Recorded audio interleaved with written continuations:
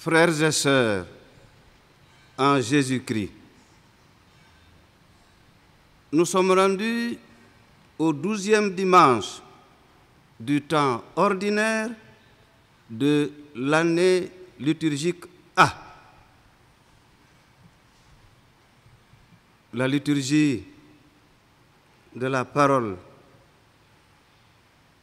particulièrement la première lecture et l'Évangile, nous rappelle que l'annonce de la parole de Dieu aux hommes n'a jamais été facile et ne sera jamais facile. C'était déjà vrai au temps des prophètes que le Seigneur envoyait à son peuple. Mais beaucoup d'entre eux ont été humiliés, calomniés et même persécutés. C'est le cas du prophète Jérémie dans la première lecture. Dieu l'avait envoyé annoncer aux habitants de Jérusalem et de la Judée que leurs infidélités étaient si graves que le Seigneur va les livrer aux mains des Babyloniens, aux mains des païens. Seulement voilà, le prophète Jérémie sent profondément que la parole qu'il est chargé d'annoncer va le mettre au banc de la société. Il a voulu démissionner, mais sans succès. La parole de Dieu a été plus forte que lui et il n'a pas pu se taire. Cette parole de Dieu est comparée à un feu brûlant. Il valait mieux l'annoncer que de se laisser consumer. C'est ainsi que, dans un style vigoureux, choquant et bouleversant, Jérémie dénonce les infidélités du peuple et de ses rois. Il annonce des drames, des catastrophes imminentes qui ont durement frappé Jérusalem et ses habitants. Jérémie, prophète de malheur, est alors accusé de trahir la patrie, de semer le trouble dans le pays.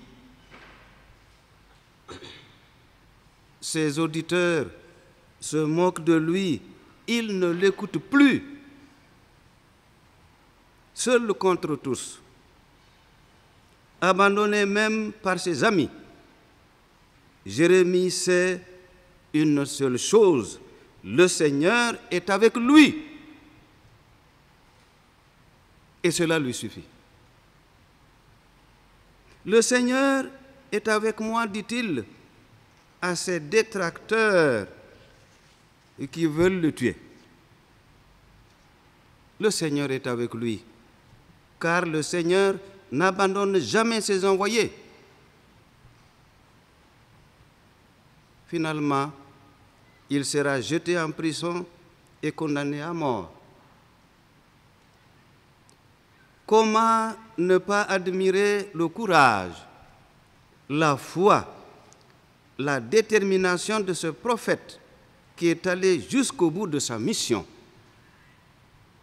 C'est une figure du Christ qui lui aussi est allé jusqu'au bout de sa mission. Frères et sœurs, la parole de Dieu dérange tout aussi celui qui est chargé de l'annoncer que ceux auxquels elle s'adresse. Les auditeurs sont obligés de prendre position pour ou contre la parole de Dieu. Et souvent, comme cette parole de Dieu dénonce nos injustices et nos infidélités, elle nous dérange. La vérité nous dérange. Dans sa fidélité à la parole de Dieu, le prophète ne se contente pas seulement d'annoncer cette parole, il doit dénoncer le mal, les infidélités, le péché. Il doit dénoncer les injustices sociales, dénoncer les puissants de ce monde qui s'enrichissent sur le dos des pauvres. Témoigner sa foi est chose difficile, hier comme aujourd'hui. Il n'est pas facile d'être disciple de Jésus-Christ, d'annoncer son évangile aux hommes de notre temps, souvent hostiles à la vérité, préférant vivre dans les ténèbres et le mensonge. Au moment même où je vous parle, dans certains pays, des persécuteurs fanatiques attentent à la vie des missionnaires du Christ. Ailleurs, les messagers de la bonne nouvelle se heurtent à un mur d'indifférence, aux calomnies, aux moqueries, aux insultes. Mais dans l'Évangile que nous venons d'écouter, par 3 fois, Jésus invite ses disciples qu'il envoie en mission de ne pas craindre, à ne pas céder à la peur. Ne craignez pas, ne craignez pas, ne craignez pas. Aujourd'hui encore, Jésus nous invite à ne pas craindre les hommes. Et cela pour 3 motifs que j'ai retenus. Le premier motif, c'est la certitude que la parole de Dieu fera coûte que coûte son chemin, quels que soient les efforts des hommes pour l'étouffer.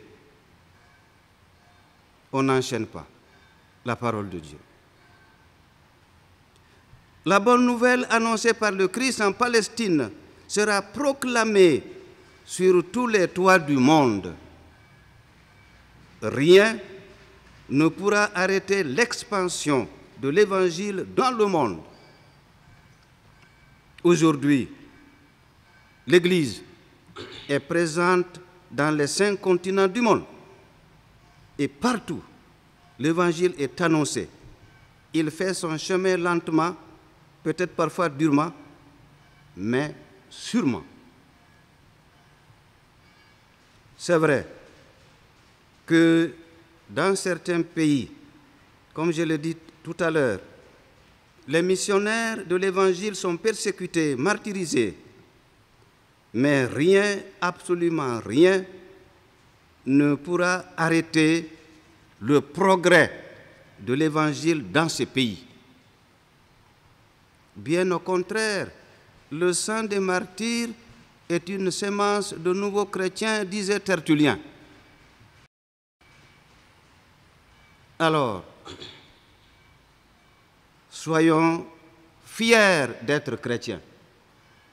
Soyons fiers de notre foi chrétienne. Ne craignons pas de la proclamer. Crions-la sur tous les toits en parole et en acte. Ne craignons pas d'annoncer l'Évangile, car le Seigneur nous a promis son assistance et sa protection jusqu'à la fin des temps. Le deuxième motif que j'ai retenu, à ne rien craindre, c'est que Jésus-Christ lui-même n'a pas eu peur de la mort. Mieux, il l'a vaincu. Dès le début de sa prédication, la haine de ses adversaires monte autour de lui. Il sait très bien qu'il sera tué. Il l'a annoncé par 3 fois à ses disciples. Mais pour Jésus, la vie terrestre est peu de choses par rapport à la vie éternelle qu'il connaît de l'intérieur comme fils du Père. Les hommes peuvent bien s'attaquer à la vie du corps physique,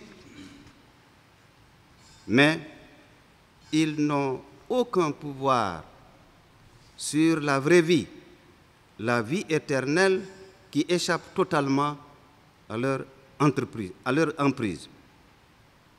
N'ayez pas peur de la mort, disait Jésus à ses apôtres, mais aussi à nous aujourd'hui, car la vie est plus forte que la mort. N'ayez pas peur des oppositions, des calomnies, des persécutions. Je suis avec vous et je prends soin de vous. Le chrétien n'a donc rien à craindre, car il a la certitude que rien ne peut le séparer du Christ, vainqueur du péché et de la mort.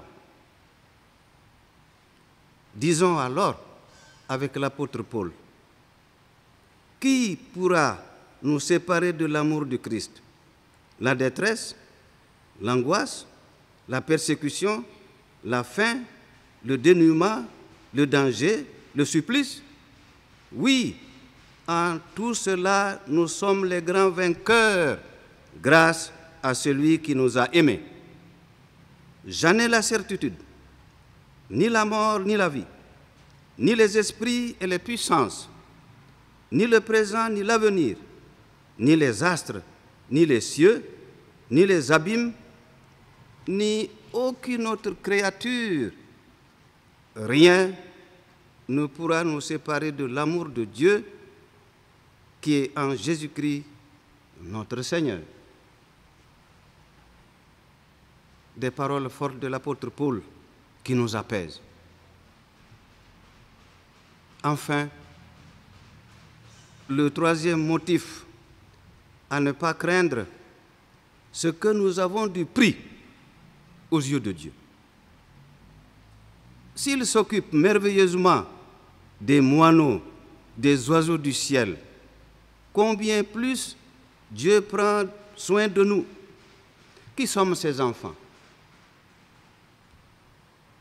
Aux yeux de Dieu, nous valons plus que tous les moineaux du monde. Nous n'avons donc rien à craindre, puisque Dieu a compté chacun de nos cheveux et pas un ne tombe sans sa permission. Les chauves nous diront combien ça suppose de permission donnée.